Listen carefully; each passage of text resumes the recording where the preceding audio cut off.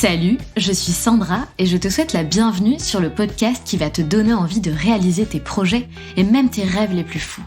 Notre mission, t'apporter de l'inspiration. J'échange avec des femmes qui ont osé s'écouter. Choix de vie audacieux, parcours atypique, projets fous, elles nous dévoilent tout sans filtre. L'idée, à travers chaque épisode, c'est d'adoucir tes peurs pour les remplacer par de l'audace et de l'enthousiasme. Du mouvement, du bruit, de la fumée, laisse-toi entraîner par les locomotives. Mathilde a 31 ans, elle est professeure de yoga et créatrice de contenu sur Instagram. Anciennement assistante sociale. Alors justement, comment passe-t-on d'assistante sociale à professeure de yoga / créatrice de contenu ? Mathilde a été assistante sociale pendant 10 ans. À travers cet épisode, elle nous plonge dans ce métier difficile qui l'a passionnée autant qu'il l'a broyée. Elle nous explique concrètement comment se passe ce métier, quelles en sont les limites et les difficultés. Elle nous révèle son secret qui lui a permis de faire ce métier pendant 10 ans sans être submergée émotionnellement. Une rupture amoureuse, une routine sportive qui devient sérieuse. En 2015, le sport devient l'allié de Mathilde. Mot d'ordre, discipline et dépassement de soi. Et au même moment, elle partage ses évolutions sur son compte Instagram. Elle prend 10 000 abonnés en un an. Son compte explose et des marques commencent à la démarcher. Elle nous dévoile sa toute première collaboration qui a été son premier tremplin. Et là, tout s'enchaîne. GoSport qui propose à Mathilde de l'accompagner dans sa reconversion en tant que prof de yoga, un congé sans solde, un départ en Thaïlande pour se former au yoga, un mi-temps et pour finir, une démission. Je vous laisse découvrir comment Mathilde a trouvé ses premières clientes, comment elle a organisé son changement de vie, tout ce qu'elle a mis en place depuis et comment elle est passée d'un salaire de 1 400 € par mois pendant 10 ans à une liberté financière grâce à son activité.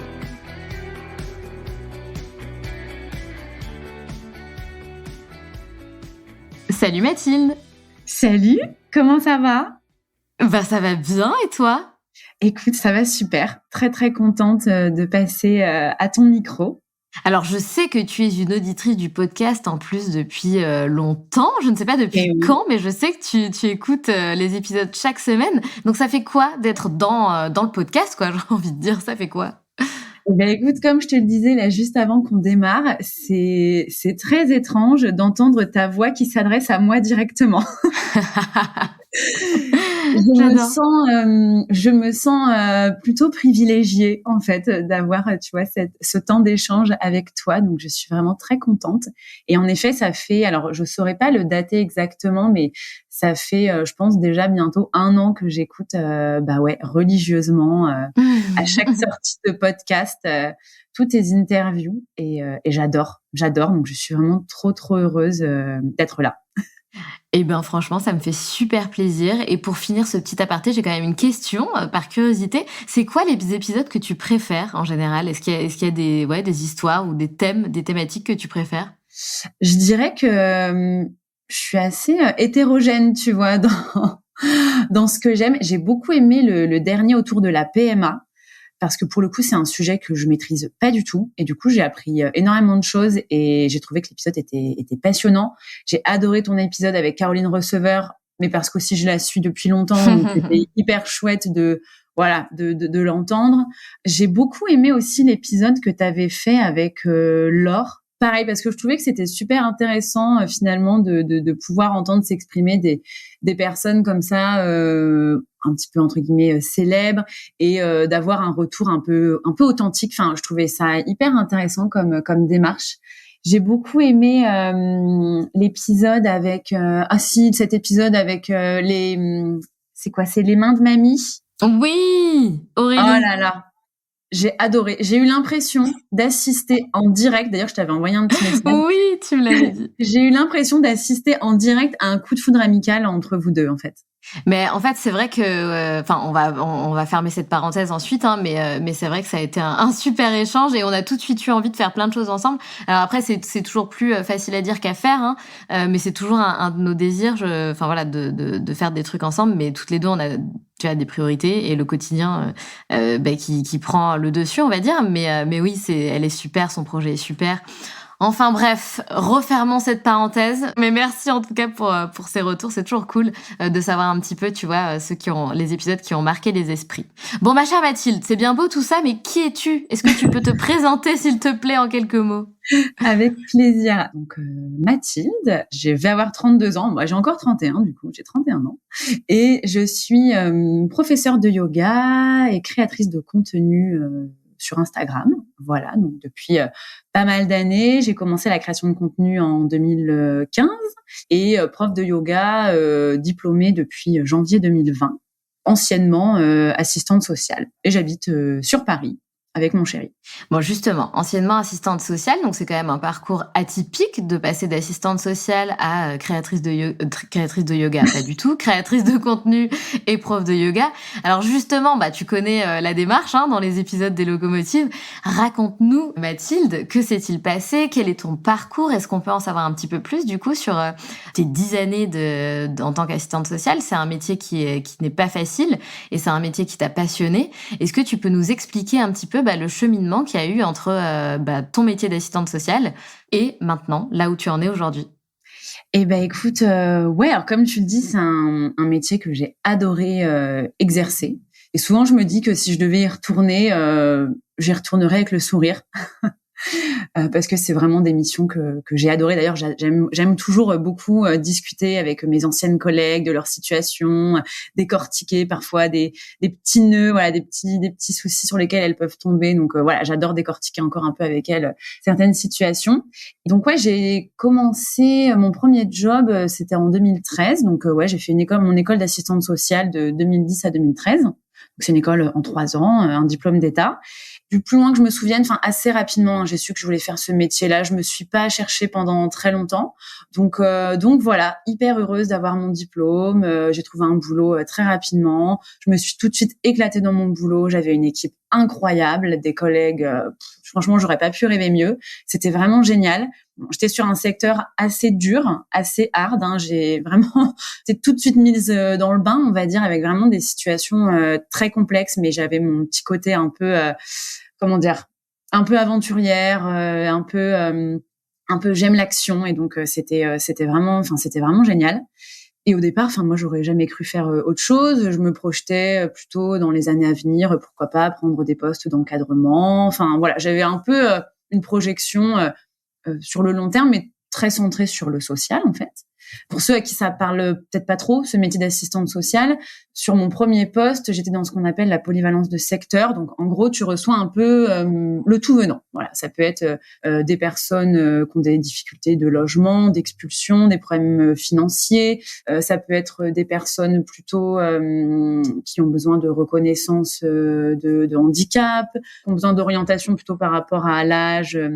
D'être orienté vers des services plutôt qui accompagnent les personnes âgées, une grosse partie protection de l'enfance. Donc j'ai fait beaucoup d'évaluations de familles dans lesquelles il y avait suspicion de danger pour les enfants, voire danger vital, on va dire. C'est dur ça. Hein. Ouais, c'est dur et en même temps moi c'est ce qui me passionnait le plus. Parce que c'est des situations, ouais, alors ça peut paraître bizarre, ça peut paraître un peu glauque, mais en fait, c'est des situations où tu dois le plus te creuser la tête, où tu dois analyser vite parce que parfois, en fait, quand tu reçois, à ton bureau, une demande d'évaluation d'une famille, t'as au maximum 3 mois. Donc voilà, ça c'est quand le risque semble léger, modéré, on va dire.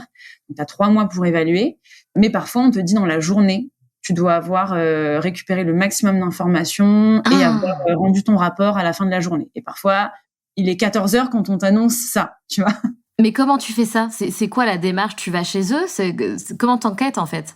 Alors, sur une évaluation classique où tu as du temps, tu prends le temps de contacter les parents, de leur expliquer pourquoi tu interviens. Tu leur proposes un premier rendez-vous à ton bureau, au service, voilà, en essayant un peu de dédramatiser aussi un petit peu la situation parce que forcément, les parents sont toujours extrêmement inquiets quand ils reçoivent un courrier de notre part.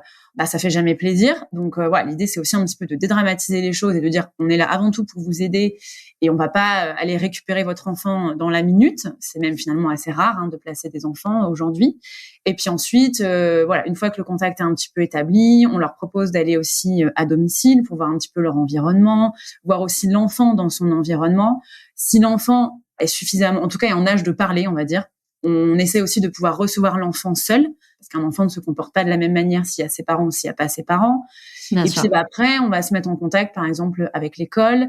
Et puis selon d'où vient, de la personne qui a signalé, si par exemple c'est un médecin qui a signalé, on va se mettre en contact aussi avec le médecin de famille, peut-être avec les grands-parents. Enfin voilà, on essaye, finalement, de faire une sorte un peu d'enquête pour avoir le maximum d'éléments sur le contexte de vie, essayer de comprendre ce qui pose problème, où sont les difficultés et comment on va pouvoir les accompagner. Après, quand tu as une journée, c'est chaud. Voilà, tu le fais au mieux, surtout que parfois c'est des textes à trous. Parfois t'as pas l'adresse, t'as un numéro de téléphone qui est pas le bon. Donc là, tu fais un peu comme tu peux, et là t'essayes, tu vas un peu à la pêche aux infos. Les gens veulent pas toujours te répondre. Donc parfois ça nous arrivait de se déplacer directement sur place en espérant qu'en sonnant à la porte on va t'ouvrir. C'est dingue. Et j'avais une question. Tu parles de difficultés donc qui peuvent être rencontrées. Pourquoi quelqu'un donne la sonnette d'alarme et quelles sont les problématiques que tu rencontres, les difficultés que tu rencontres, que tu rencontrais du coup majoritairement? Alors ça peut être très diversifié, c'est-à-dire qu'en soi, n'importe quel citoyen peut signaler une situation préoccupante. Ah, ok. Donc, c'est-à-dire que, et même, j'ai envie de dire, c'est un devoir aussi de citoyenneté de signaler si on a, je sais pas, le cas classique, t'as l'impression que, chez tes voisins, c'est un peu compliqué, que ça hurle régulièrement, voire peut-être même qu'il y a des coups, qu'il y a en tout cas une forme de maltraitance. N'importe qui peut appeler le 119 de façon totalement anonyme, et ensuite le 119, va retransférer l'information à des services comme celui dans lequel j'étais. Et puis, il y a une équipe, souvent on est par deux, donc il y a un binôme de professionnels qui va se mettre en contact avec la famille pour aller voir si, en effet, la situation de maltraitance est avérée ou pas, parce que parfois, pas du tout, ça peut arriver. Donc, ça peut être, simplement une personne qui a signalé au 119. Ça peut être l'école aussi, je sais pas, ça peut être de l'absentéisme, alors vraiment récurrent, tu vois, vraiment récurrent, non justifié. Il y a un moment, ils se disent, mince, qu'est-ce qui se passe à la maison qui fait que l'enfant vient si peu à l'école. Ça peut être aussi l'école qui a constaté des coups, donc ça peut être aussi un médecin. Ça peut être l'hôpital, pareil, tu vois, un enfant où tu te dis, mince, l'enfant, il arrive dans un état un petit peu critique, qu'est-ce qui s'est passé? Mon Dieu. Parfois, ça peut être aussi, je sais pas, un psychologue, tu vois, qui dans son accompagnement, à un moment, a détecté aussi des choses assez graves. Finalement, le signalement, il peut venir un petit peu de n'importe où. Des crèches aussi, les crèches aussi, pas mal, peuvent aussi signaler des situations. Donc voilà. Il faut être solide quand même pour faire ce genre de métier. Waouh. Quand tu rentres chez toi, comment tu faisais d'ailleurs, avec tout ce que tu accumulais dans tes journées, tout ce que tu voyais, tout ce que tu entendais, c'est quelque chose qui doit être perturbant. Alors, je sais pas si tu es maman. Si tu es pas maman, peut-être que c'est moins perturbant. Non, j'ai pas d'enfant. Voilà, donc c'est peut-être effectivement moins perturbant. Mais comment tu faisais pour c'est très bizarre de dire ça, mais te nettoyer un peu de toutes ces énergies un peu négatives ou lourdes que tu accumulais en fait dans tes journées de travail? Alors c'est vrai que oui, c'est des métiers où il faut être bien dans ses baskets. Moi, je me souviens que j'avais des collègues qui détestaient toutes les situations enfance et qui étaient pas du tout à l'aise, et notamment souvent des professionnels qui avaient des enfants, souvent des jeunes enfants, tu vois, qui faisaient un peu un transfert, et qui du coup se sentaient très affectés d'entendre parfois des choses gravissimes, vraiment vraiment très très graves. Moi, alors en fait, c'est marrant, mais je me souviens que, tu vois, par exemple, mon 3e stage, le stage avant d'être diplômée, mais voilà, j'étais encore étudiante, j'avais fait ça, donc ce qu'on appelle le service de l'aide sociale à l'enfance, donc là, qui s'occupe vraiment des enfants, notamment des enfants qui sont placés, pas que, mais notamment des enfants qui sont placés. Donc là, t'es vraiment dans le summum de la gravité, on va dire. Et en fait, je me souviens me dire, mais c'est fou, j'ai l'impression que j'ai pas de cœur. Ah ouais. Parce que, en fait, je suis quelqu'un de très sensible. Tu vois, moi, dans ma vie, je suis quelqu'un qui peut être très émotive. Je suis quelqu'un de très sensible. Mais en fait, je me suis rendu compte pendant mes études que quand j'étais face à une situation qui ne me touchait pas moi particulièrement ou ma famille ou mes proches, j'étais capable d'entendre des choses horribles et de garder totalement mon sang-froid, en fait. D'avoir bien sûr conscience que la situation est terrible et d'avoir de l'empathie, mais en fait, ça n'allait pas me submerger. Alors au début, c'est déstabilisant parce que tu te dis, mince, je devrais être en larmes de ce que je suis en train d'entendre. Et non, moi, j'écoute ça, j'accueille le truc avec une certaine sérénité, mais en même temps, en fait, c'était vraiment une de mes forces et ce qui faisait que, je me souviens que mes responsables, elles avaient aucun mal à me donner des situations assez corsées parce qu'elles savaient que j'allais les gérer sans appréhension particulière. Alors après, ça m'est arrivé de rentrer chez moi et bien sûr de repenser aux situations, mais en fait, finalement, pas tant que ça. J'avais vraiment cette capacité je ferme la porte du bureau. Ce qui s'est passé aujourd'hui reste au bureau et voilà. Une fois que je suis chez moi. Sauf, tu vois, je pense qu'il y a vraiment, c'est pas énorme, hein, mais en fait, je pense que sur mes 10 années de carrière, il y a peut-être eu vraiment 4 fois. Et vraiment, en fait, c'est vraiment pas beaucoup, je le sais, mais il y a vraiment eu 4 fois où je suis rentrée chez moi en me disant, là, je sens qu'il y a vraiment un truc sur le feu. Un moment, il faut rentrer chez toi, c'est la nuit. Enfin, voilà, tu vas plus rien pouvoir faire. Mais vraiment avec cette envie j'ai hâte d'être à demain parce que je suis pas sereine. Je suis pas sereine de ce qui se passe et ça me reste en tête. Et ouais, il y a eu, je dirais peut-être 4-5 fois où vraiment c'était tellement chaud que vraiment t'as pas l'esprit tranquille. Les autres fois, j'arrivais à être sereine, par je sais pas trop comment, mais en tout cas, t'étais faite pour ce job. Ouais, oui, je pense que du coup, j'avais plutôt bien choisi ma voie. Et carrément. Après, j'ai toujours fait beaucoup de sport. Enfin, on va dire, assez rapidement après avoir commencé à bosser, je me suis assez rapidement mise au sport. Et le sport, c'est un super échappatoire. Hein, de toute façon, quel que soit le sujet, c'est un excellent échappatoire. Et je pense que ça m'aidait aussi beaucoup à décharger mes journées. Ouais, complètement. Surtout que tu m'as dit en off avoir frôlé le burn-out à un moment donné. Et je pense qu'effectivement, le sport, ça aide à se dépenser, à se décharger, etc. Et à lâcher prise. Et tu t'es mis au sport aussi à un moment très précis de ta vie. Je te laisse nous raconter. Je crois qu'il y a eu une rupture amoureuse. Mais je te laisse nous expliquer un petit peu, comme on disait tout à l'heure, tout le cheminement qui s'est passé. Ouais, en fait, alors... Au tout début, moi, j'ai toujours fait de la danse. Donc, j'ai commencé la danse, j'avais 4 ans. Donc, tu vois, voilà, ça fait une bonne paire d'années maintenant que j'en fais. J'en fais toujours, d'ailleurs. Donc, voilà, je faisais de la danse, mais je me considérais pas spécialement comme sportive. À part la danse, je faisais pas spécialement d'autres activités. Et puis, en 2015, donc c'était un an avant une rupture d'une relation qui avait duré 6 ans. Je me suis mis au sport avec ma meilleure amie. On se met au sport au début un peu comme ça pour se faire plaisir. Et en fait, c'est vrai que le sport progressivement, c'est vraiment devenu un allié très très sérieux et vraiment hyper important dans ma vie. Et notamment parce que effectivement, à un moment, j'ai senti que la relation dans laquelle j'étais partait un peu en sucette, hein, clairement. Notamment parce que la personne avec qui j'étais à l'époque avait décidé de partir vivre à Los Angeles. Ah mince. Donc voilà, si tu veux, Sympa. Ça fait plusieurs milliers de kilomètres. C'est un peu compliqué quand même. C'est pas genre il m'a dit je vais partir à Bruxelles quoi. Non voilà, je pars à Los Angeles. Et donc ça, si tu veux, ça sentait un peu la fin, quoi. Donc là, c'est vrai que pendant à peu près 9 mois, on a continué cette relation à distance. Donc moi, je faisais des allers-retours Paris-Los Angeles. Bon, c'est plutôt cool comme destination. En vrai, c'était hyper cool. Je connaissais pas. Mais grave. Et franchement, c'était génial. J'ai adoré cette ville. Mais si tu veux, il fallait combler un truc, quoi. Et donc, je me suis mise au sport encore plus qu'avant. J'étais, je pense, tous les 2 jours à la salle après le boulot, à faire la fermeture de la salle. Et franchement, ça m'a fait un bien fou. Et puis, quand la rupture est arrivée, bien sûr, elle allait arriver, c'était sûr. Et pareil, je me suis vraiment, le sport, ça a vraiment été mon allié, quoi. C'était le moyen de me vider la tête, d'avoir une certaine discipline, de pas me laisser m'effondrer dans mon lit avec ma boîte de mouchoirs, quoi. Donc ouais, ça a été hyper important pour moi, le sport à cette période-là. Et à quel moment tu t'es lancée sur les réseaux sociaux? Parce que tu m'as expliqué aussi avoir, commencé à te lancer un petit peu sur les réseaux et sans vraiment le faire exprès, à tomber un peu dans l'influence. À quel moment ça a commencé, ça? Bah, en fait, les réseaux sociaux, ça a commencé juste donc en 2015, au même moment où j'ai commencé à me mettre un petit peu au sport. Ok. Tout bêtement parce que voilà, ma meilleure amie avec qui on se lance à faire un programme à la maison, un programme que beaucoup de nanas, je suis sûre, connaîtront, qui est le Top Body Challenge de Sonia Tlev. Et je sais pas si tu connais. Non, même pas.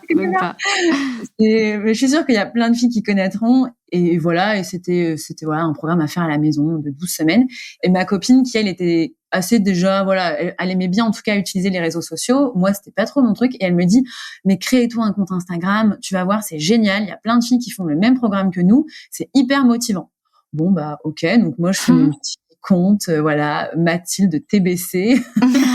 Et puis voilà. Et puis, bah, du coup, c'est vrai que c'était hyper motivant. Et du coup, bah, tu te prends un peu au jeu. Donc, bah, moi, j'avais commencé aussi un peu à partager mes séances, mes repas. Et puis, voilà, j'ai commencé à me prendre au jeu. On s'est pris au jeu avec mon amie. On partageait toutes les deux sur nos comptes respectifs. Et puis, voilà, ça a commencé à prendre un peu plus d'ampleur, mois après mois. Transformation physique après transformation physique, on va dire. Et puis, voilà, le nombre d'abonnés a commencé à grimper comme ça assez vite.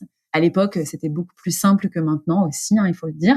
Et puis jusqu'au moment où on a commencé à être démarché par des marques pour des collaborations. Et là, on a découvert un nouveau monde. Mais c'est dingue, parce que alors c'est vrai qu'en 2015, moi, j'avais même pas Instagram. J'ai eu Instagram au moment où j'ai créé les locomotives. Donc, quand j'ai créé le compte Instagram des locomotives, c'était quoi, en 2020 ? Et je me rappelle, mes copines disaient, mais Sandra, t'as toujours pas de compte Instagram, t'abuses, allez, viens sur Instagram, bref. Et je voulais absolument pas rentrer dans ce truc-là. Bon, après, tu tombes dedans, surtout quand t'en fais ton business. Mais du coup, comment ça se passe ? Combien d'abonnés t'as pris en combien de temps ? Et comment les marques, elles sont venues toutes seules à toi ? Tu n'as pas fait de démarche précise. Enfin, ça s'est fait comme ça, quoi. En fait, alors je pense qu'en une année, j'avais atteint les 10 000 abonnés. Trop bien. Mais en plus, pas sans rien faire, parce que franchement, en plus, je publiais beaucoup plus que maintenant. Bah, après, il y avait pas les stories, par exemple, à l'époque. Il y avait que les posts. Mais je pense qu'il y a eu des moments où je publiais 6 photos par jour, n'importe quoi. Incroyable. Mais il y avait pas les stories, tu vois, à l'époque. Ça, c'est arrivé après. Donc, en fait, on utilisait un peu les publications comme on utilise un peu les stories aujourd'hui. Ok, donc, d'accord. On est facilement plusieurs fois par jour. Et on était aussi beaucoup moins nombreux à l'époque aussi sur les réseaux. Vrai. Donc ouais, je pense qu'assez rapidement, les 10 000 abonnés ont été atteints. Et en fait, en vérité, la toute première collaboration, on utilisait avec ma copine, on avait acheté, pareil, je pense que beaucoup de gens connaissent cette marque, la petite ventouse anti-cellulite de chez Cellulite. Ah bah bien sûr, voilà. Bien sûr, bien sûr. Et donc, nous, on avait acheté notre petite ventouse et on trouvait que ce truc était génial et on les suivait. Et eux, ils venaient tout juste, mais vraiment, ils venaient tout juste de créer leur compte, de créer leur marque. Voilà, ils étaient tout jeunes. Et en fait, un jour, on s'est dit, tiens, on va leur envoyer un message un peu au culot en disant, voilà, nous, on trouve que dans votre communication, il y a des petites choses qui ne vont pas. Mais nous, on a des idées. Et voilà, on est bien repérés comme un duo. Voilà, il y avait un peu la blonde et la brune. On avait des personnalités très différentes et même un physique chacune très différente. Donc, on leur dit, voilà, finalement, à nous deux, on parle à finalement un grand nombre de nanas différentes, etc. Vraiment, on y allait au culot complet. Et en fait, ils ont totalement adhéré à la démarche. Ils nous ont dit, allez, banco, on voudrait qu'il y ait des personnes un peu ambassadrices de la marque. Et allez, on vous prend, vous. Mais c'est énorme. Et puis voilà. Et en fait, ils nous ont beaucoup aidés parce que, par exemple, c'est eux, à un moment, qui nous ont dit, voilà, il faudrait vous créer un statut d'auto-entrepreneur, il faudrait faire ci, il faudrait faire ça. Donc, ils nous ont beaucoup accompagnés, en fait, sur les Incroyable. débuts. Ouais, franchement, une super relation. C'était très chouette. Ils nous ont appris beaucoup de choses. Il y avait vraiment une vraie proximité, quoi. On allait dans leur bureau. Enfin, on était hyper investis dans leurs nouveautés et tout. Et puis voilà, ça a démarré comme ça. En tout cas, c'est marrant d'avoir un peu, tu sais, les dessous de cette marque et de ton début de collaboration avec eux, parce que c'est une marque aujourd'hui que tout le monde connaît. Ils bossent avec les plus gros influenceurs, tu vois, de France. Enfin, voilà, les gars, ils ont plus besoin de se faire connaître, quoi. Donc c'est marrant de savoir que t'as commencé avec eux quand ils démarraient. C'est chouette. Et en tout cas, bravo, parce que peut-être sans t'en rendre compte, tu donnes un tips qui est énorme. C'est-à-dire que tu nous parles de prospection de marque, comment s'y prendre. Et effectivement, c'est quelque chose qui est très très important stratégiquement à faire si on a des marques à démarcher, c'est de proposer quelque chose de concret. Pas juste dire coucou, est-ce que je peux collaborer avec vous s'il vous plaît?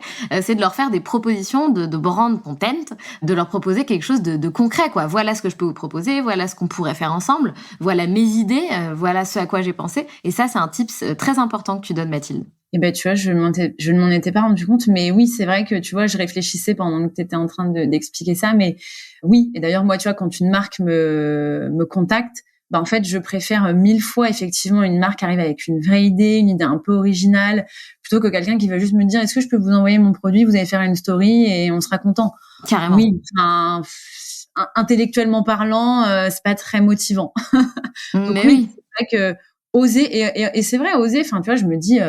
En fait, on y est vraiment allé au culot, mais en fait, c'est vrai que c'était une démarche qui était assez intéressante de se dire, voilà, on vous connaît bien, on connaît votre produit, on l'utilise, et en fait, ouais, on a des idées, voilà ce qui, selon nous, pourrait être cool pour vous. C'était un peu culotté, mais en même temps, ça a fonctionné, et puis, ouais, sans doute qu'on leur a, à notre échelle, apporté des petites choses. Alors aujourd'hui, c'est vrai qu'ils ont plus besoin de personne, je pense. Enfin, en tout cas, pas forcément de nous. Remarque, mon amie travaille toujours avec eux, ceci dit. Incroyable. Ouais, toujours. Moi, j'ai lâché en cours de route, mais pour le coup, elle bosse toujours avec eux. Et il y a toujours, je pense, cette belle relation de proximité avec la marque. Et tu vois, ça fait maintenant, ça fait quoi? Ça fait 8 ans. Ah ouais, c'est complètement dingue. Et comment t'as fait pour mettre en place un partenariat avec GoSport? Puisque je sais que c'est d'ailleurs peut-être le seul, je sais pas, de tes partenaires, en tout cas le plus gros. Comment ça s'est passé ce début de collab? Alors GoSport, donc en effet GoSport, c'est la seule marque avec qui j'ai un contrat, on va dire annuel et qui se renouvelle depuis 2018 d'ailleurs. Les autres marques, il y a des marques avec lesquelles je travaille régulièrement, mais ça reste quand même du ponctuel. Voilà, il n'y a pas forcément d'exclusivité ou il y a pas en tout cas de collaboration sur le long terme. Et en fait, GoSport, alors pour la petite anecdote, si je reviens un peu en arrière, moi je suis une ancienne décathlonienne parce que j'ai bossé 4 ans pendant mes études chez Decathlon. Voilà, tous mes samedis, je faisais mes 10 heures chez Decathlon et j'adorais bosser chez eux. Et en fait, un jour, je les avais contactés en disant, les gars, je suis une ancienne de chez vous. Voilà, maintenant je suis à fond dans le sport, ça serait cool en fait qu'on bosse ensemble. Et puis oui, mais bon, finalement il y a jamais rien eu de concret. Et un jour, c'était donc je pense que c'était en dernier trimestre 2018, je reçois un mail de GoSport. Donc voilà, donc GoSport dans ma tête c'était les concurrents quoi. On bosse pas avec la concurrence quoi. Et en fait voilà, on s'est appelé, ils m'ont expliqué un petit peu comment ils imaginaient un partenariat avec moi. En fait, ils créaient à ce moment-là un peu leur crew de sportifs. Ils voulaient des gens qui venaient de milieux assez diversifiés pour vraiment créer une petite émulsion quoi, d'avoir un peu, je pense, leur petite team de sportifs avec qui ils allaient pouvoir monter tout un tas de projets. Et en fait, j'ai trouvé l'idée géniale. Je me suis dit, Decathlon, ils se bougent pas. Ils me disent oui, il se passe rien. Et tant pis. Allons chez GoSport, du coup. Bah ouais. Et super belle aventure. Voilà, GoSport, là, ils sont dans une situation un petit peu délicate. Je croise très, très fort les doigts pour eux pour qu'ils se sortent de cette situation et que la marque continue. Parce que c'est une très jolie marque. Et voilà. Et du coup, c'est vrai que, depuis 2018, je bosse avec eux et on a fait des choses extraordinaires. Et là aussi, je crois qu'il y a une super collaboration qui s'est mise en place puisqu'ils t'ont carrément accompagné dans ta reconversion, en fait. Ouais, clairement, c'est grâce à eux. C'est clairement dingue, grâce à GoSport. Alors, je pense que je l'aurais fait à terme, mais pas si rapidement. Et en fait, c'est parti d'un truc tout bête, c'est marrant, mais comme quoi il faut toujours verbaliser ce que tu souhaites. En fait, c'était un 1er janvier 2019. Je fais une petite story en mode coucou, bonne année, voilà, quels sont vos vœux pour 2019. Et en fait, moi, je dis comme ça, moi, franchement, mon rêve, ça serait de passer à mi-temps sur mon poste actuel et de partir me former en yoga. Voilà, je pose ça là. Et en fait, mon interlocutrice principale chez GoSport voit la story et m'appelle quelques jours après en me disant, écoute, j'en ai discuté avec l'équipe. Et en fait, nous, aujourd'hui, on n'a pas de yogi dans la team. On n'a personne qui est formé en yoga. Donc, à chaque fois qu'on a des événements, on fait appel à des prestataires extérieurs. Mais du coup, nous, on aimerait trop qu'il y ait une yogi dans la team, quoi. Donc, vu que le deal, c'était dans ce contrat que j'avais avec eux, c'est Ils nous accompagnent sur des challenges collectifs. Tu vois, si demain, il y en a 5 qui disent on va faire le marathon de Paris, ils t'accompagnent en termes d'équipement, en termes de préparation sportive, etc. Mais il y avait aussi accompagné sur des challenges plus individuels. Donc, il m'avait dit, écoute, nous, voilà, on est prêts, si tu veux, à te financer ta formation. Et après, derrière, voilà, on verra aussi comment, du coup, intégrer le yoga dans tout ce qu'on fait ensemble. Bon, moi, j'ai fait la morte pendant 6 mois parce que j'avais trop peur. Ah ouais. Je me suis dit, oula, comment ça devient concret? Non. Voilà. Donc pendant 6 mois, j'ai fait la morte et en juillet, elle me rappelle, elle me dit, tu sais que ça tient toujours en fait la proposition et surtout que oui. Et en plus, vraiment, mais ils ont été hyper cool. C'est qu'au départ, elle me dit, le deal, on te finance ta formation et derrière, en magasin, ils commençaient à mettre en place des cours de sport et du coup du yoga pour leurs clients. Et c'est des cours qui étaient gratuits pour les clients. Donc, elle me dit, voilà, derrière, est-ce que tu pourrais à peu près donner, 5 cours par semaine? Mais à la base, c'était, entre guillemets, bénévolement. Et je lui dis, en fait, c'est hyper cool. Et moi, le temps que ça va me prendre, je sais pas trop où je vais caler ces cours-là, à moins de réduire mon temps de travail. Donc, à ce moment-là, je bossais dans un hôpital, de réduire mon temps de travail à l'hôpital. Mais en fait, financièrement, ça va quand même être un peu chaud, quoi. Et donc, quand elle me rappelle au bout de 6 mois, elle me dit, bon, écoute, OK, on te finance ta formation. Et OK, en fait, on te payera après les cours que tu donneras. Et là, incroyable. OK. Donc, il m'a fallu encore un petit mois de réflexion. Et puis, un soir... T'es difficile en affaires, Mathilde. Non, mais en fait, tu sais, c'est la première fois que je prenais un risque, entre guillemets. Ah oui, d'accord. Et à présent, j'étais la petite nénette bien rangée, posée, qui fait pas de vagues, très sérieuse. Voilà, vraiment, c'était pas sur moi qu'on allait miser pour faire ce genre de dinguerie, on va dire. Et du coup, un soir en bord de Seine au mois d'août, du coup, je lui envoie un texto et je lui dis, allez, OK, on y va, c'est parti. Oh là là. Et en plus, là, tu fais un espèce d'énorme saut parce que tu vas pas te former n'importe où, quoi. Non, je me dis, écoute, quitte à te lancer dans l'aventure. Alors, c'était, si tu veux, là, les petits symptômes du burn-out commençaient quand même un petit peu à pointer leur bout du nez. Donc, j'étais dans une phase où je me disais, bon, là, en fait, mon job, je l'aime, mais il est en train... Enfin, c'était pas tant mon job, mais c'était plutôt le personnel médical de l'hôpital est en train de me manger toute crue. Donc là, ça devient quand même très, très compliqué au boulot. Je suis célibataire. Donc personne ne m'attend, hein, donc ça n'impactera personne d'autre que moi de partir. Et en fait, je me voyais vraiment pas faire ma formation à Paris ou même en France et rentrer tous les soirs chez moi, reprendre le métro, tous les petits tracas du quotidien. Donc je me suis dit, quitte à faire cette formation, pars à l'autre bout du monde. Et donc je suis partie en Thaïlande, sur l'île de Koh Phangan. Et voilà, sur ce petit bout d'île que j'ai découvert, que je ne connaissais pas. Et je suis partie 1 mois, j'ai posé 1 mois sans solde. Je suis partie et par chance, ma responsable de l'époque était elle-même très pratiquante de yoga. Elle a adoré le projet et elle m'a dit, vas-y, pars. OK pour ton mois sans solde. Et en plus, je lui avais dit, faut toujours y aller au culot, hein, je crois. Hein. Pareil, je lui ai dit, écoute, voilà, moi, mon rêve, c'est que tu me laisses sur mon poste. Je veux pas un autre poste à l'hôpital. Je veux garder mon poste, mais que tu me passes à mi-temps. Et elle m'a dit, OK.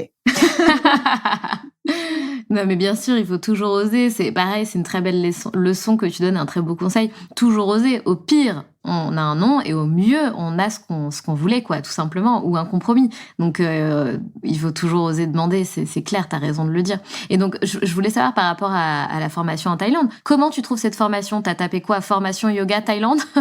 Ou t'as eu... Alors, c'est vrai que des formations, et il y en a de plus en plus. Donc, franchement, pour faire le tri, c'est vrai que c'est un peu... C'est ça. Moi, honnêtement, ça a été très vite. Il y avait une fille, en fait, que je suivais depuis des années, qui s'était formée au yoga. J'aimais beaucoup son univers, j'aimais beaucoup sa personnalité. Enfin, je me retrouvais pas mal en elle. Et donc, je l'ai contactée en lui disant, je me souviens que tu avais fait il y a quelques années une formation de yoga en Thaïlande. Est-ce que tu peux un petit peu m'en dire plus sur ce centre de formation? Donc, elle a été hyper cool. Elle a vraiment pris le temps de tout bien m'expliquer. Et donc, du coup, finalement, en fait, c'est le seul centre de formation auquel je me suis intéressée. Voilà, je lui ai fait confiance, les yeux fermés. Je les ai contactés. Ils m'ont semblé hyper sérieux. Enfin, voilà, je trouvais que le programme avait l'air hyper complet. Enfin, voilà, je me suis dit, écoute, bon feeling, on y va, quoi. Et du coup, j'ai réservé Alors j'avais quand même, je crois, mais je me souviens même plus quel centre c'était. Je voulais quand même laisser un peu le choix à GoSport parce qu'il y avait aussi un peu des petites variantes en termes de prix, etc. Donc je leur avais proposé du coup 2 centres de formation et en fait eux, ils m'ont dit écoute, prends ce qui toi te parle le plus. En fait, c'est toi qui vas faire la formation, donc prends ce qui te parle le plus. Et puis du coup j'étais partie sur cette formation et je regrette pas du tout parce que c'était vraiment hyper bien organisé. Trop bien. Donc tu continues, tu reviens, pardon, tu gardes ton mi-temps pendant 2 ans et ensuite tu te lances à temps complet, entre guillemets. Donc moi j'ai des questions un petit peu plus orientées business qui vont, j'en suis certaine, intéresser toutes les auditrices qui ont envie de se reconvertir ou de se lancer en tant que prof de yoga ou que coach, ou voilà, il y a toujours des tips à donner. Donc comment toi, tu as trouvé tes premières clientes et à quel moment tu as commencé un petit peu à te rémunérer grâce à cette deuxième activité? Alors, la chance que j'ai eue moi, c'est qu'en fait, quand je suis rentrée diplôme en poche, j'avais déjà une communauté qui était quand même, tu vois, à peu près 40 000 personnes. Donc, si tu Ça veux, aide. ça aide. C'est sûr.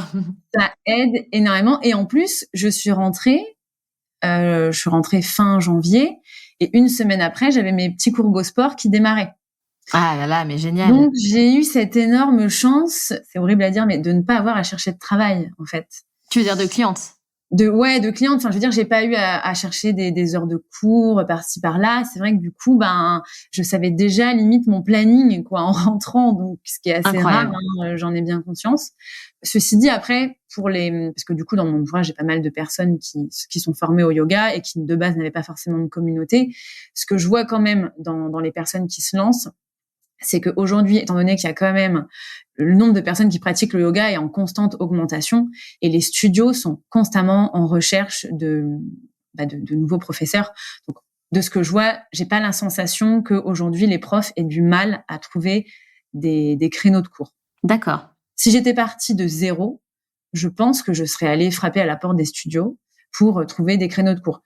Le seul truc, le piège, je pense, dans lequel il faut pas tomber, c'est de se dire je vais mettre des créneaux partout dans 50 studios différents parce que tu t'épuises. Mais en tout cas, j'ai l'impression que quand je vois effectivement le nombre de studios qui recherchent des profs, je pense qu'il n'y a pas de difficulté particulière à trouver ces premiers créneaux de cours. Ouais, tout à fait. Et puis bon, après, voilà, dans tous les cas, et même quelqu'un qui se lance complètement, les réseaux sociaux, ça reste quand même une super vitrine pour aller démarcher ses premières clientes. Donc voilà, donc moi c'est vrai que j'ai eu ce gros coup de pouce qui fait que j'avais presque un peu des nanas qui m'attendaient derrière la porte. Bon, quand est-ce que t'es diplômée? C'est génial. Prendre des cours avec toi. C'est Donc génial. c'est vrai que c'était génial.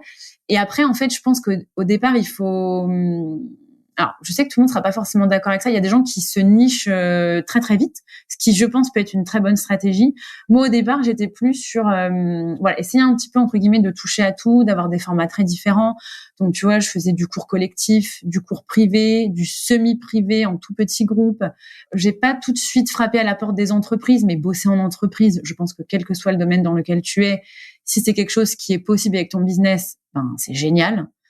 C'est quand même une très belle, c'est une belle aventure de bosser avec les entreprises. C'est souvent des très beaux projets.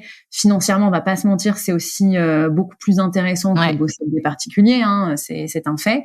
Bien sûr. Donc voilà, je pense qu'au départ, il faut quel que soit le business dans lequel on est, il faut pas avoir peur de pas forcément de tout envisager. Il faut pas non plus être complètement dispersé, mais il faut pas hésiter à ouvrir différentes portes pour aussi voir ce qui nous plaît le plus. Tu vois, par exemple, moi, je me suis rendu compte que les cours privés, c'est pas ce qui me plaît le plus, par exemple. Alors que financièrement, c'est pareil, c'est des cours qui sont très intéressants, mais c'est quelque chose que je ne fais plus parce que je me suis rendu compte que voilà, c'est pas là où je m'éclate le plus, mais au moins j'ai essayé. Mais voilà, je pense qu'au départ, il faut essayer un petit peu de ratisser large pour se faire son expérience et voir ce qui nous plaît le plus, ce qui fonctionne le mieux. Faut tester pour ensuite se recentrer. Tester, et je pense qu'il faut pas hésiter aussi à s'entourer. Alors, on n'a pas toujours dans notre entourage des gens qui sont dans le même domaine que nous. On n'a même pas forcément des gens qui sont entrepreneurs, par exemple. Moi, au départ, j'en avais pas énormément. Mais tu vois, par exemple, j'ai assez vite pris des coachings. J'ai fait 2 fois 3 mois de coaching et ça m'a énormément aidé d'avoir une personne dédiée à qui je pouvais un peu partager, un peu tous mes questionnements, mes réussites, mes échecs, enfin un petit peu tout. Et ça, j'ai trouvé ça génial de pouvoir être accompagnée. Et maintenant, tu vois, j'ai plus de coaching individuel, mais par contre, je suis dans un réseau un réseau de femmes entrepreneurs. Et pareil, c'est hyper porteur. Et c'est aussi parfois dans ce type de réseau que tu vas aller trouver tes clientes, d'ailleurs. Tout à fait. C'est très important ce que tu dis. Donc, je pense que quand on devient entrepreneur, c'est vraiment une des priorités, tu as raison, hein, de changer son entourage et d'aller à la rencontre de personnes qu'on a envie de devenir, en tout cas qui nous inspirent et qui vont pouvoir nous tirer vers le haut dans cette aventure. C'est hyper important de ne pas rester dans sa zone de confort et d'aller à la rencontre de personnes qui peuvent nous aider, bien sûr, et qui peuvent nous tendre la main. Enfin, c'est une des priorités. Et en plus, quand on est entrepreneur, on se sent seul, tu as tout à fait raison. Donc, c'est d'autant plus important et c'est chouette d'apprendre, donc se faire coacher et d'être avec des gens qui nous font grandir et qui sont plus experts que nous dans certains domaines. Ça, c'est une évidence. Dans un de tes posts, tu as expliqué avoir gagné 1 400 € par mois pendant 10 ans. Alors aujourd'hui, j'imagine que tu gagnes beaucoup mieux ta vie. On va peut-être pas parler de montant précis, mais tu vas un petit peu nous expliquer aujourd'hui comment ça se passe pour toi financièrement, tu vois, par rapport à ce que tu as pu vivre pendant 10 ans. Et surtout, quel est ton rapport à l'argent? Parce que j'ai cru comprendre qu'il y avait eu aussi une évolution par rapport à ça, à ton rapport à l'argent. Comment ça a un petit peu évolué pour toi de ce côté-là? Alors, l'argent, c'est vrai que c'est un sujet que je trouve assez passionnant, voilà, auquel je m'intéressais pas forcément beaucoup avant. En même temps, j'avais pas forcément la possibilité de m'y intéresser. Alors, c'est vrai que quand tu bosses dans le social, tu ne le fais pas pour l'argent. Ça, c'est clair. D'ailleurs, on adore nous le rappeler, hein, mais vous ne faites pas ce travail pour gagner de l'argent. Oui, mais enfin bon. Ça reste Si on un travail. quand même un petit peu gagner notre vie, ça serait quand même bien, surtout vu l'énergie qu'on déploie dans ce genre de métier. Mais c'est vrai que quand tu es assistante sociale, ben voilà, tu as fait tes 3 ans d'études. À l'époque, on n'était même pas reconnu bac+3, on était reconnu bac+2 parce que voilà, ben voilà, l'État estimait que non, ça valait un bac+2. Et du coup, bah tu démarrais à 1 400 et encore à Paris. Donc ben je pense que hors Paris, c'était même peut-être encore moins. Et avec ben voilà le coût de la vie, notamment en région parisienne, qui est quand même enfin voilà, c'est quand même quelque chose, quoi. Donc pour pouvoir s'assumer, c'est pas forcément évident.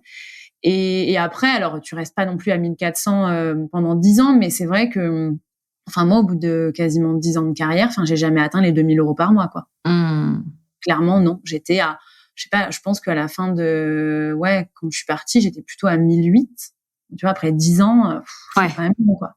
Donc c'est vrai que oui, aujourd'hui, je gagne beaucoup mieux ma vie. Mais en même temps, à l'époque, ça me gênait pas spécialement. Tu vois, voilà, bon, j'arrivais à payer ce que j'avais à payer, j'arrivais quand même à me faire plaisir. Bon, assez rapidement, j'ai eu aussi quand même les collaborations qui apportaient un petit bonus, on va dire. Donc voilà, j'arrivais à m'en sortir. Mais c'est vrai que voilà, aujourd'hui, je gagne beaucoup mieux ma vie. Et assez rapidement, je me suis posé la question de, en fait, ça sert à quoi de gagner de l'argent? Parce que il y a quelques années, j'étais la première à dire que l'argent c'est un vice, que voilà, plus tu gagnes de l'argent, plus tu deviens con. Enfin voilà, vraiment j'avais une vision des gens qui gagnent de l'argent qui était très négative. J'avais vraiment l'impression que plus t'en gagnes, plus t'en veux, et que voilà, t'es complètement coupé de la réalité. Et en fait, je me suis rendu compte que ça dépend quel projet il y a derrière le fait de gagner de l'argent. Et moi, le jour où j'ai compris pourquoi je voulais gagner de l'argent, en fait, ça a pris une toute autre dimension. Et aujourd'hui, j'ai aucun mal à dire oui, j'ai envie de gagner de l'argent.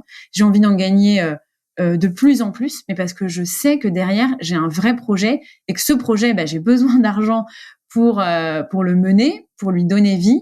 Mais du coup, voilà, aujourd'hui, gagner de l'argent, ça a un vrai sens. Alors, j'ai aussi envie de gagner de l'argent pour pour pouvoir me faire plaisir dans la vie, mais je suis pas quelqu'un de très dépensière. Je suis plutôt quelqu'un de très économe. Et en fait, une fois que tu sais vraiment pourquoi tu veux gagner de l'argent, c'est hyper stimulant. Ouais, je suis d'accord. Et c'est surtout, alors c'est marrant qu'on parle de ça parce que c'est marrant. C'est pas marrant, c'est moi qui ai choisi cette question, mais parce que c'est un sujet aussi que j'adore et qui me passionne de plus en plus, d'autant plus quand on est entrepreneur, c'est tout cet aspect de s'autoriser à gagner de l'argent d'autrui, en fait, hein, puisque c'est des gens qui vont acheter des choses chez toi, quoi, directement, il n'y a pas d'intermédiaire. Donc au début, c'est un peu compliqué et c'est hyper important de justement péter un petit peu ces barrières-là et d'accepter de gagner de l'argent. Et parfois de gagner des sommes par mois qu'on n'aurait jamais pensé gagner avant. C'est-à-dire on s'était fixé peut-être une limite à, 3 000 € par mois. Et en fait, il faut accepter de péter cette limite-là et se dire, mais c'est ok, en fait, c'est le travail que j'ai fourni, c'est grâce à moi, tout ça, en fait. Il y a vachement de rapports à l'argent qui sont biaisés, tu vois, de par notre éducation, de par ce qu'on a appris, de par l'histoire de l'argent aussi. Et c'est un sujet qui me passionne aussi. Et je pense que ça fait partie de notre cheminement en tant qu'entrepreneur. Tout à fait. Et comme tu dis, en fait, c'est un cheminement et Et je pense que, alors après, il y a sûrement qu'il y a des gens qui se disent du jour au lendemain, je veux gagner 10 000 euros par mois et je suis hyper à l'aise avec cette idée. Mais j'ai l'impression quand même que de façon assez générale, il y a tout un travail à faire autour de l'argent. On avance palier par palier. Exactement. Et tu vois, moi, je sais que une des étapes, c'est un peu comme dans un jeu vidéo, quoi. Tu sais, tu passes niveau après niveau. J'ai senti que un des plus gros niveaux entre guillemets que j'ai passé, c'est quand une fois une nana qui est coach d'ailleurs, on discutait et puis je lui disais oh là là, et moi là passer à indépendante à 100%, ça me fait flipper. Vraiment la sécurité financière, ça m'angoisse. J'ai peur de perdre une certaine forme de liberté, etc. Et en fait, elle m'a dit un truc que j'ai trouvé hyper pertinent et percutant. Elle m'a dit mais en fait, tu sais comment créer de l'argent.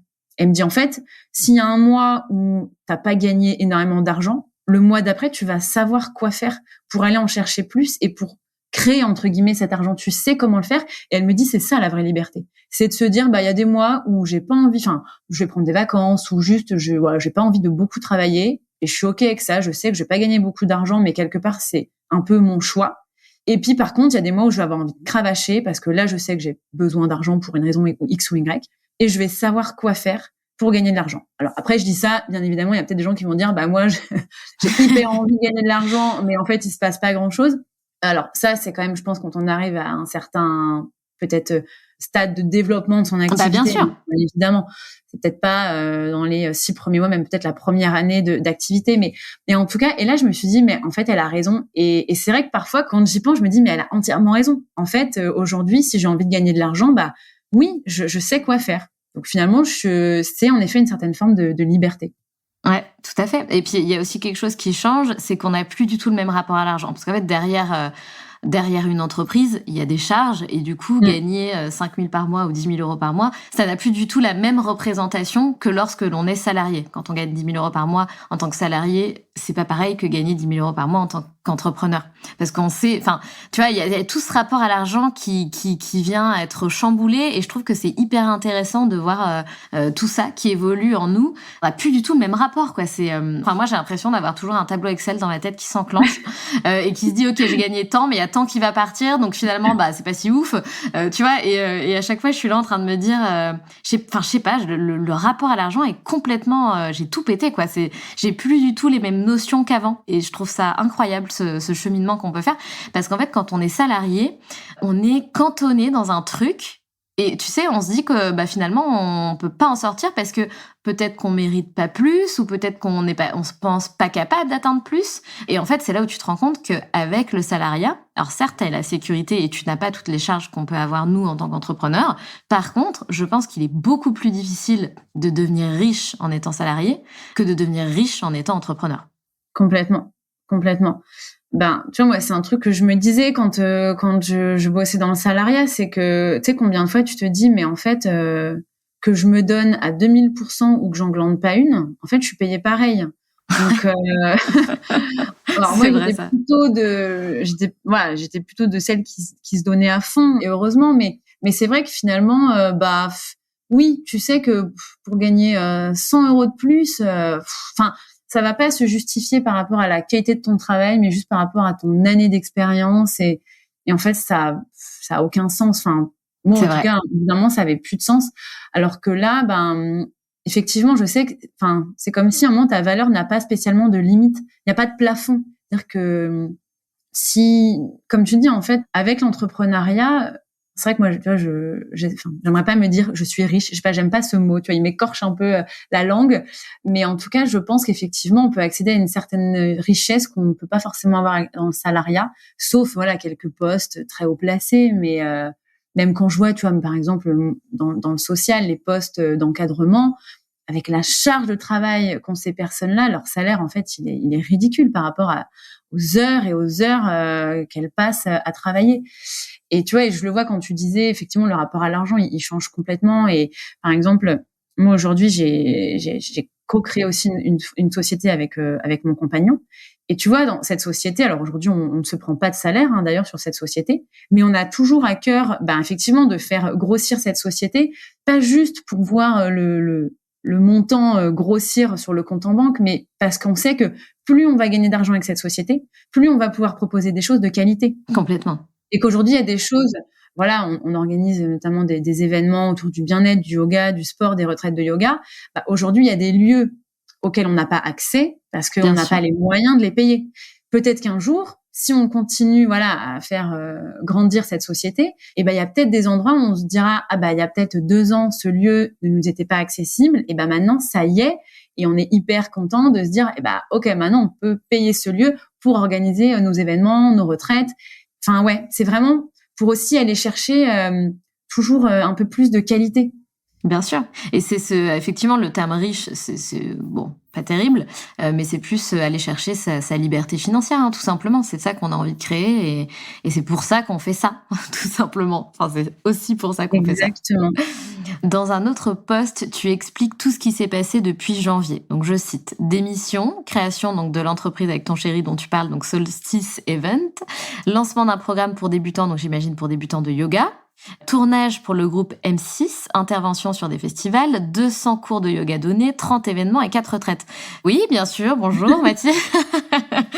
On va finir là-dessus. Comment t'as géré tout ça et comment, encore une fois, je pense que c'est hyper intéressant pour toutes ces auditrices qui nous écoutent, pour celles qui ont envie de se lancer. Donc, comment tu as fait pour trouver des événements? Enfin, tu parles de 30 événements, ça veut dire quoi? T'as participé à des événements, on t'a démarché, c'est toi qui les as démarchés. Et le tournage avec le groupe M6, c'est quoi? C'était quoi? En fait, déjà, tu me dis comment t'as géré un peu tout ça. Je me suis éclatée. Franchement, je me suis éclatée. Ça a été une grosse année, mais c'était génial. Franchement, j'ai adoré chaque moment passé, même s'il y a des moments où t'es un peu en pétage de câble. Et tu t'es dit, là, il faut vraiment prendre des vacances, mais c'était vraiment top. Alors, les événements, c'est des événements que j'ai créés. Quand je dis une trentaine d'événements, c'est des événements qu'on a créés avec notre société. Donc, c'est des événements qui sont pour l'instant parisiens. On espère en proposer ailleurs petit à petit, mais pour l'instant, question de planning, c'est uniquement sur Paris. Donc, c'est des événements souvent à la demi-journée, donc matin, après-midi ou le soir, où on loue des lieux assez chouettes. Et souvent, donc, on va proposer aux gens une session de yoga. Souvent, il y a un autre atelier en combinaison. Alors, ça peut être des choses très différentes. Ça peut être un atelier de naturopathie. Ça peut être l'intervention d'une coach en dev perso. Ça peut être une dégustation de bière. Ça peut être un brunch. L'idée, c'est vraiment de montrer que le yoga est déjà très complémentaire de beaucoup d'autres disciplines. Et qu'aussi, on peut être yogi et être très bon vivant. Donc, voilà. Très gourmand aussi, il y a toujours le petit buffet qui va bien et tout. Donc on a organisé une trentaine d'événements comme ça sur l'année. Et puis les formats retraite, ça, je pense que globalement ça parle un petit peu à tout le monde. Souvent on organise des week-ends de 3 jours en France. Le prochain d'ailleurs pas très loin de chez toi d'ailleurs, je pense. En tout cas plus proche de chez toi que de chez moi. Mais voilà, donc ces événements-là, c'est vraiment nous qui les organisons. Après, il y a des choses, par exemple, tu vois, je suis intervenue sur le festival Wanderlust 108. Donc là, c'est en fait une des nanas qui gérait un peu l'organisation de ce festival, la communication de ce festival, me suivait sur les réseaux depuis un certain temps. Et puis du coup, elle m'avait contactée en me demandant si je voulais faire partie des profs qui intervenaient sur ce festival. Donc, écoute, go, on y va. Moi, j'adore les nouvelles expériences.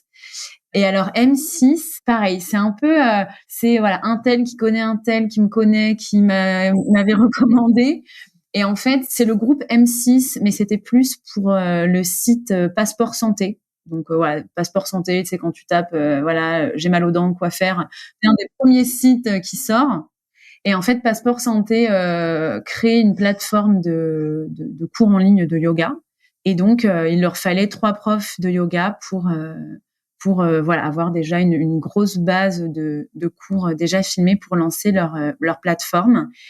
Et donc c'était fou parce que avec les budgets d'M6, donc si tu veux, on est parti du côté de Cassis dans une villa absolument incroyable. Et donc on s'est enchaîné, on avait 2 jours de tournage chacun et c'était à base de 12 vidéos chacune à filmer chaque jour. Non, 6 vidéos chaque jour à filmer. Et c'était top parce qu'en plus c'était avec une équipe de tournage. Moi, j'avais jamais vu ça. Je me dis, pour filmer un cours de yoga, il y a besoin de tant de personnes. Incroyable. Donc voilà, cette expérience M6, c'était assez inédit, c'était complètement fou, mais c'était vraiment une super expérience.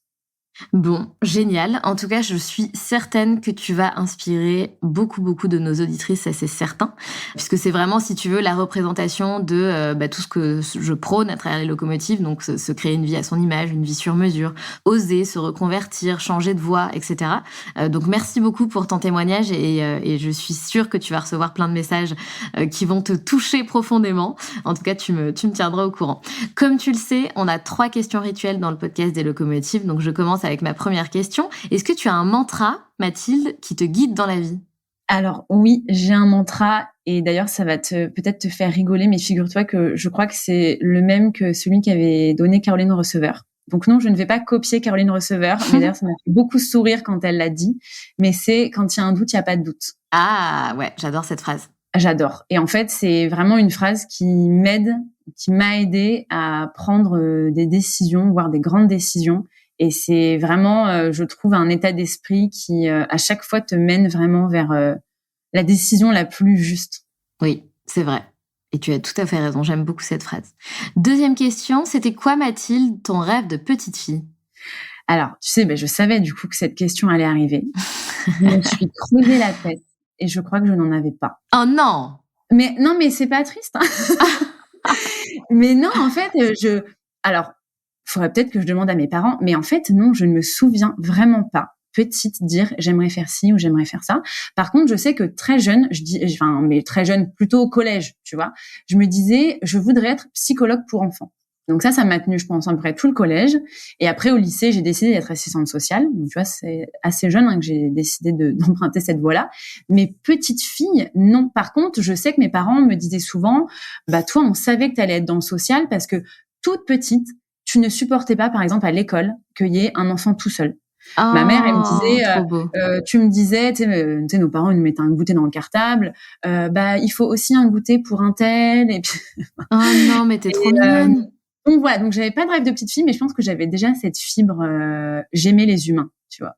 Trop bien, mais c'est trop mignon, c'est trop bien, c'est très beau, c'est très, je cherche le mot, mais je l'ai pas. C'est très doux, c'est super altruiste, enfin j'adore. Merci pour ce partage. Dernière question, et tu la connais aussi, c'est quoi pour toi être la locomotive de sa vie ? Écoute, je pense que en découler un peu en conclusion de tout ce qu'on a pu se dire, je pense que être la locomotive de sa vie, c'est oser, c'est passer à l'action, savoir y aller un peu au culot de temps en temps et oser se dire pourquoi pas moi en fait. Et comme tu l'as dit à un moment si justement en fait au pire à part te prendre un non, un refus, quand tu oses, alors voilà, après il y a des risques plus ou moins importants, mais je veux dire globalement, ça va rien nous coûter de négatif d'oser. Voilà, au pire on apprend quoi. Donc oser y aller au culot et passer à l'action. Voilà, surtout passer à l'action. Parfait. Et Mathilde, merci infiniment. Je te souhaite une hyper belle continuation et puis une belle journée à toi. Écoute, merci beaucoup Sandra pour ce super échange. Vraiment, je l'aurais dit, mais je suis très très heureuse de passer à ton micro. Merci beaucoup pour ta confiance. Et puis voilà, longue vie aux locomotives. J'ai hâte d'écouter encore tous les épisodes qui vont suivre, qui sont tous aussi passionnants les uns que les autres. J'espère que quelques mots inspireront peut-être certaines de tes auditrices. J'en suis certaine. Salut Mathilde. Salut Sandra.